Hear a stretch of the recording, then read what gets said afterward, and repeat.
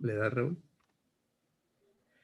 Y el pinzamiento vascular es aquella situación en la que entre la presión y la fricción ocasionan que haya una oclusión mayor del flujo vascular. O sea, que es como una fuerza combinada en la que los vasos sanguíneos sufren más un aplastamiento. Es simplemente eso, o sea, la definición. No es una fuerza en sí, sino que es un concepto más. Y el cizallamiento. En este, las fuerzas son paralelas y se produce cuando dos superficies se deslizan una sobre otra. ¿Cómo podemos explicar esto? Yo lo veo así de ejemplo. Cuando, por ejemplo, tú estás mucho tiempo sentado o acostado, de cierta manera sudas. Entonces, esa parte de tu piel se pega, por ejemplo, a tu tela de la ropa o a la tela de la cama. Entonces, haces una fuerza doble. ¿Qué haces? Haces una cizalla. Entonces, la parte más externa de tu piel es una fuerza, por ejemplo, hacia arriba. Mire, doctor, el cizallamiento y el pinzamiento vascular, si se fija, es exactamente lo mismo. En el cizallamiento lo que sucede es que hay una fuerza que estira la piel y al quedarse estirada permanentemente produce pinzamiento de los vasos de la dermis.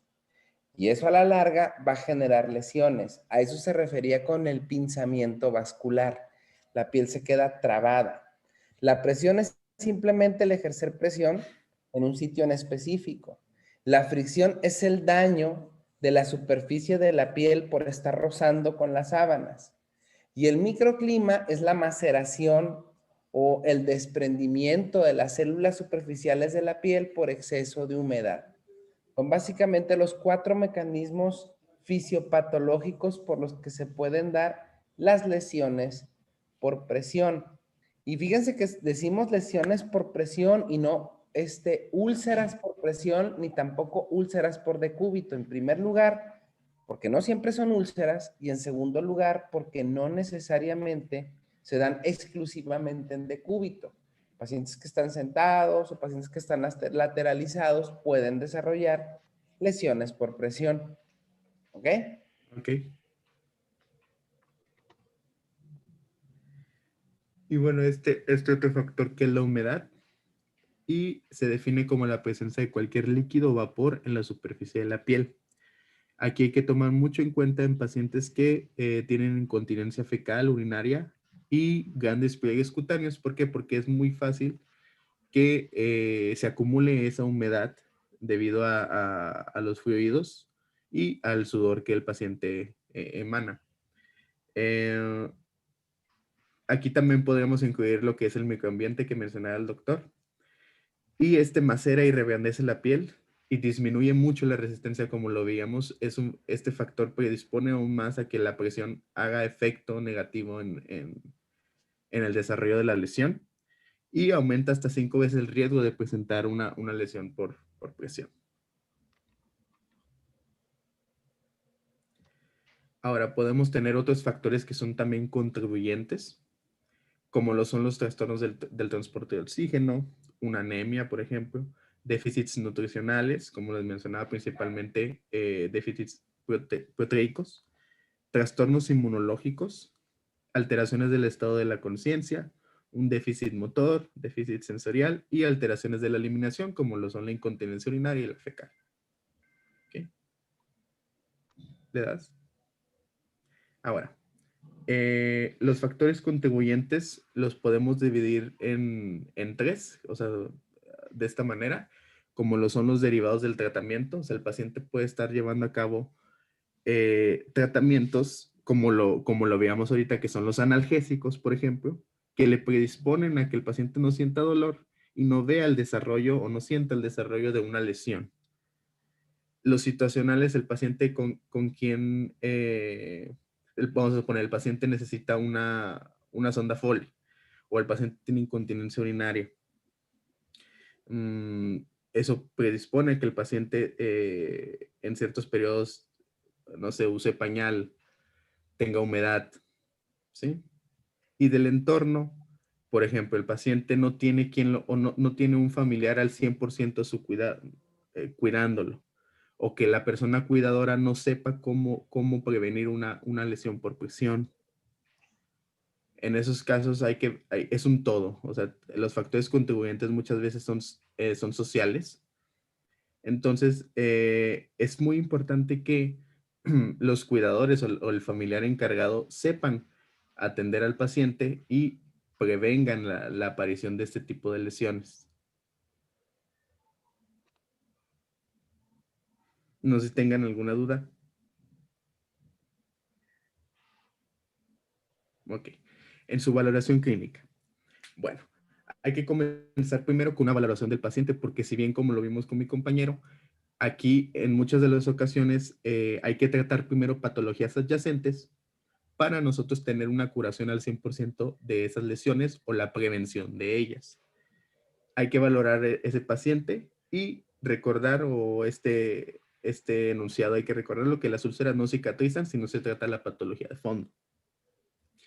Existen, bueno, hay que primero identificar y tratar esa enfermedad subyacente. Hay que ver cómo está el estado nutricional de ese paciente.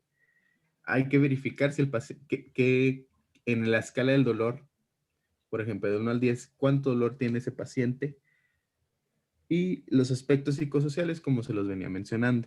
Todo eso hay que valorar para nosotros ver cuál es la etiología o cuáles son las causas subyacentes de esa lesión por presión. Una vez que nosotros tengamos esto, podemos empezar a hacer la valoración por medio de escalas. Hay muchas escalas por las cuales podemos valorar al paciente, pero las más usadas son estas, y principalmente la escala de Norton y la de Braden. Aquí les puse su sensibilidad y especificidad. La sensibilidad y especificidad de la escala de Braden es de 74% y 68%. Se asemeja muchísimo a la escala de Norton, con un 75% de sensibilidad y un 68% de especificidad. Y hay otras escalas que son un poquito menos utilizadas, que es la escala de Cumming y Jackson, con un 89% de sensibilidad y un 61% de especificidad. Y la de Waterloo, que es muy sensible con un 88%, pero es muy poco específica, con un 29%, por eso es de las menos utilizadas. Le das por fin. Y vamos a ver rápidamente la primera, que es la escala de Norton. Hay una escala de Norton y una Norton modificada.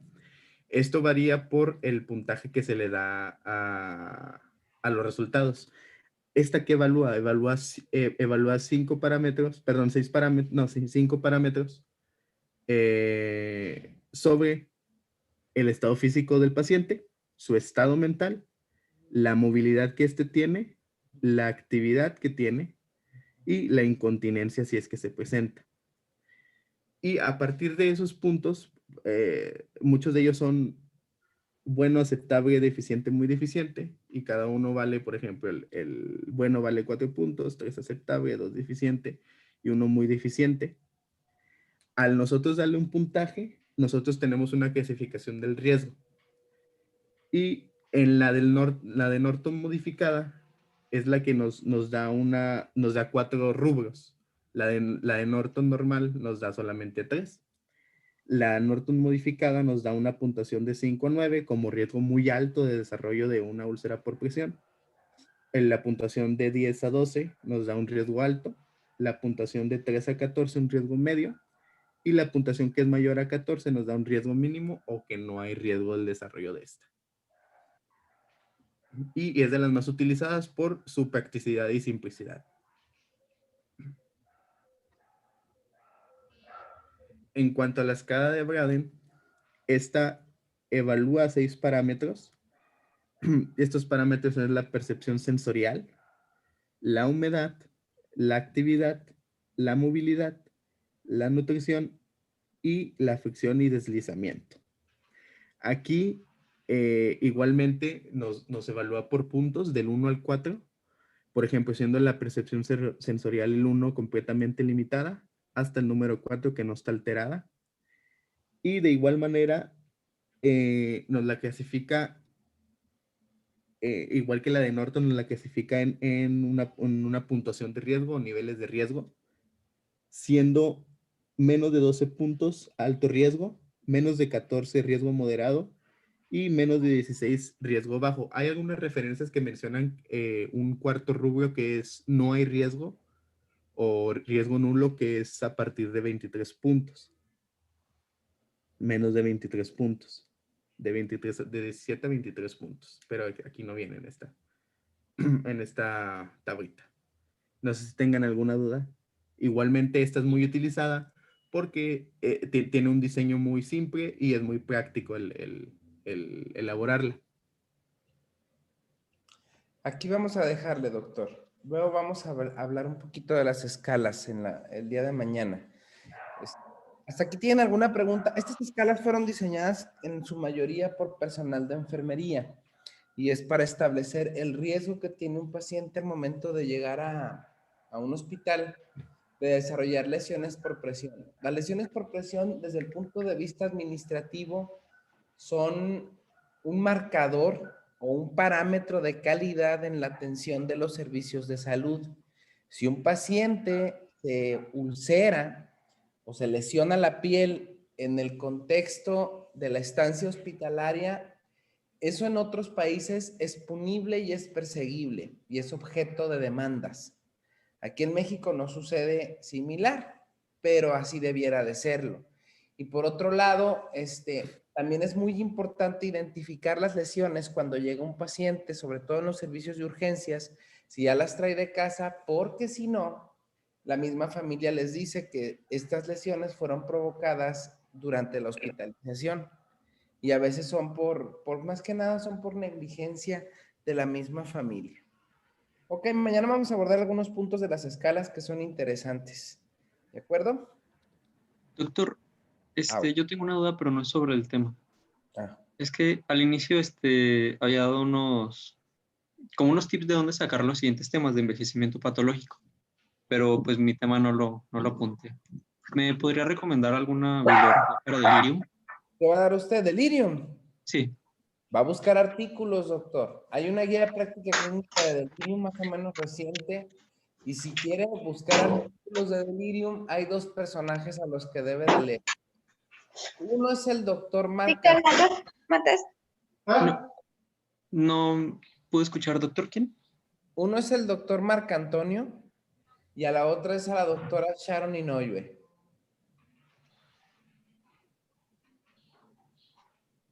No, de delirium hay muchísima información. Okay. ¿Sale?